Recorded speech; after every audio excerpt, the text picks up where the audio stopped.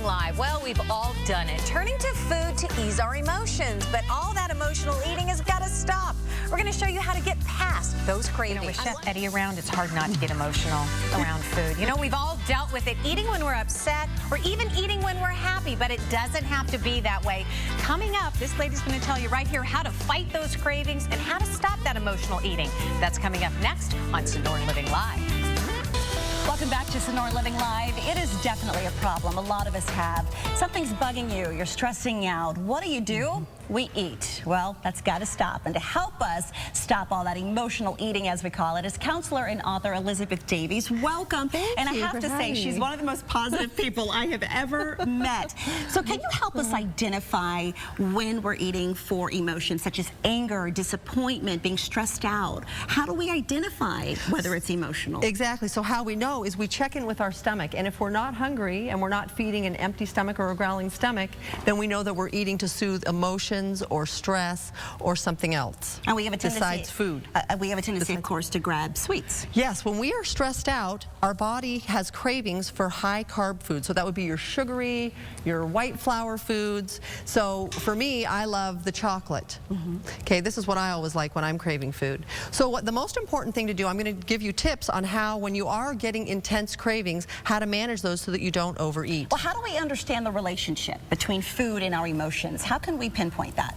Well, food is a very, very big motivator for us. The first thing is a lot of us think of foods as a reward. So if you're having a really bad, stressed out day, you have a lot of pressures at work, or you're having financial difficulties or relationship breakups or things like this, and you think about, oh, when I get off work today, I'm going to go home, I'm going to have a bag of M&Ms, or I'm going to have chocolate chip cookies. So that feeling of reward enhances our mood. Okay. Also, if we're having a lot of distressing thoughts throughout the day, if we're eating throughout the day, it distracts us from all these distressing thoughts. Right, and I have a tendency, especially if you get up early, you have a tendency to go for carbs and caffeine. Yes. So those are things that are getting our mind tricked into thinking we're okay. That's right. And if you eat large amounts of food, it raises our blood sugar, which gives us a feeling of emotional numbness. So it de-escalates intense emotions. So it has a lot of benefits and motivations for us to eat when we are stressed out. All right, let's learn how to manage our stress, and let's use food in a positive way. And I just want to let you know, I used to be 60 pounds overweight from emotionally eating. So I use all these tips, and I share these tips, and they're very effective and they work great. And now that you have the weight off, that's one less stress factor. Yes, right? And able to keep it off. So the first thing I do is I go to my pantry a lot during the day. So when I go to my pantry and I grab my chocolate, which I love, the first thing I do is I just stop and I take 1 second and I say, are you hungry? And I just check in with my stomach. And if I'm not hungry, I say no. I say, well, then what do you need? Because if you're not hungry, you don't need food. What do you need? A break? Do you need more peace of mind? Do you need to relax more? And then that helps me to not do impulsive eating, but to do more what we call conscious eating. The second thing I do is I call it being present. So that means when you take food, now this is a healthy food, you want to be present. Well, I use the 5 senses: sight, sound, smell, touch, taste. So what am I seeing right now? Stop, take a second, look at the food. In the moment that you're looking at the food, your mind becomes present. In the moment you say, what are you smelling? Stop, smell right now.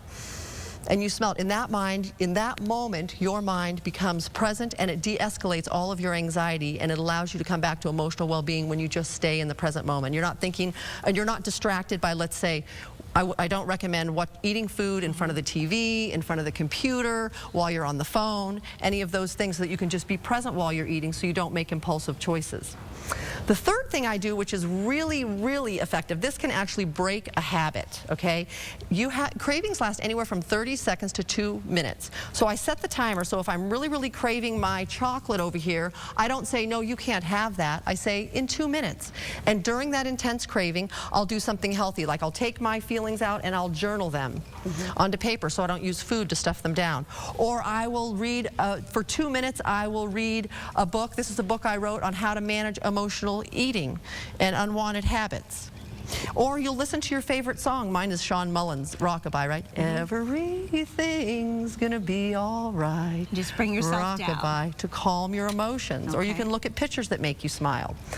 The next thing to know is when you're emotionally eating, you cannot have any emotions, negative or positive, without thoughts first. So on times when you're going through really difficult situations, again, you know, pressures at work or financial difficulties, or a lot of people have gone through foreclosure or different things, difficulties raising kids, relationships, on purpose you want to do positive affirmations so that positive thoughts create positive emotions. We have like 45 seconds, so I do want to get your last tip in very quickly. Yes. I don't want to rush you, but I don't no want to. problem. So you have that around. The other thing that I do is when you get up in the morning and you look in the mirror, you have I always say no criticism allowed. So that if you are critical with your thoughts, it causes very critical emotions. It also causes distorted body image issues where 8 out of 10 women are dissatisfied with their bodies. And if you learn how to unconditionally love your body, then you learn how to take better care of it. So write positive thoughts on our mirror. Yes. And these were so great, and I'm so sorry that I felt like I was rushing through that. But Terry, these are very easy things that we can all do. Absolutely, I took notes. So good stuff. You did a great job. We had a great